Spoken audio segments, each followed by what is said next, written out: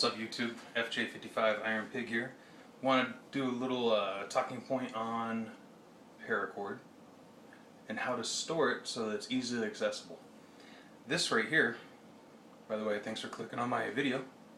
This right here, the part you see, that's called French whipping. It creates this circular pattern. It's great for handles, knives, creates lots of friction so you have lots of gripability on it. This is nothing more than, I think it's quadrupled over Paracord, then French whipped all the way down. At the end I just did a little something fancy, I don't know what it's called. It's kind of ugly. This is just the working end here, some extra I had left over, because I didn't know what I was doing, I was just messing around. It's very durable though, and it hurts. You'll bruise, see? That will leave a serious mark on you. But if you're just trying to store Paracord, this is not ideal, because you'd have to undo each individual, I believe they're called hitches, and that's not convenient. The way that I personally store Paracord, I've said it in a couple of videos, daisy chain, falling chain, it's really quite simple. This is about 20 feet right here, and it's about a foot, maybe a couple inches longer.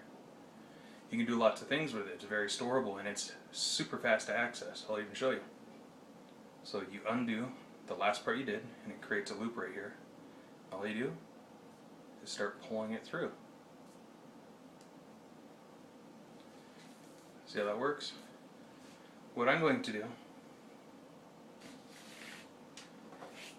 is I just watched on ITS Tactical. It's one of their older videos, and it's actually how to store Paracord for easy access.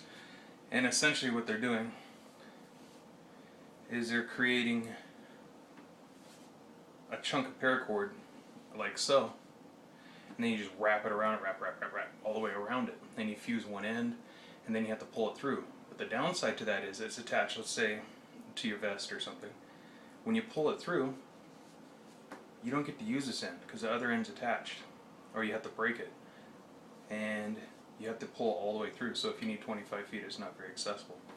The way I chose to do it, you can pull out a couple inches, a couple feet, or the whole thing, and it doesn't destroy the integrity of however you're storing it. That's my own personal opinion. It's actually pretty easy to put back together. This one I did as a double, 2 strands. You can do it as a single strand.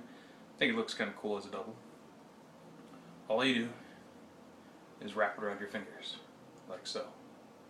And what that does is it creates a loop. The part I'm holding right here is behind the loop.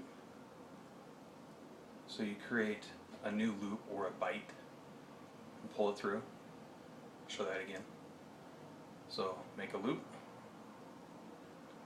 put your fingers through the hole, pull it through. Now you made another loop. Don't pull it all the way through. What you do is you cinch it down to where it's tight, and you pull down the excess. And all you do is you repeat this process over and over and over and over and over and over until you finish whatever you're doing. I'm going to do this one pretty loose. I usually like them very tight just because it looks better, it doesn't look as sloppy. But if you do them loose, it's much easier to deploy or to move it out. It just doesn't look as tight. And it'll take you less time too, which is nice. So again, you have a loop. Here's what we've braided. Essentially it's a braid. You have a loop here. Put your fingers through the loop. Grab the line or paracord. Pull it through. And as you pull it through, I am twisting clockwise, about 1/4 of a turn. And the reason for that is this end is the part that tightens it, and this end is the part that brings up more. If you want it to look nice, you always want to have it on the same side. The loose end I always have facing me. It's just easier for me, and that's just the way I've been doing it for many years. So you go through, and this also works for electrical cords, like long extension cords. You do this in big old loops, and it's a great way to store it. You don't do it tight because you'll break the copper wiring. Just make it nice and loose, and you hang it on the wall, and it'll be there waiting for you when you're ready. And you just pull it out the same way as with the small stuff or just some cordage. So as you approach the end, of course you have less working end to work with. So you gotta kind of be careful. If you just want it to sit like this, no big deal, it doesn't matter. But if you want to keep it from unraveling by someone tugging on it or accidentally catching on a tree branch, simply take the remainder of your working end, and instead of making another loop, you pass it directly through the other loops. And that's it. It won't come undone from either end. And it's perfectly secure. Now when you're ready to use it, you simply pull that last end through and you take as much as you want. Say a couple of feet, a couple more feet, or the entire thing. There you have it. That's how I store my paracord. It works great.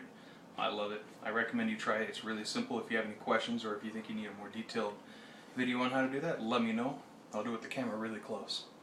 Thanks for watching. As always, rate, comment, and/or subscribe. Give me a thumbs up, but tell me what you think.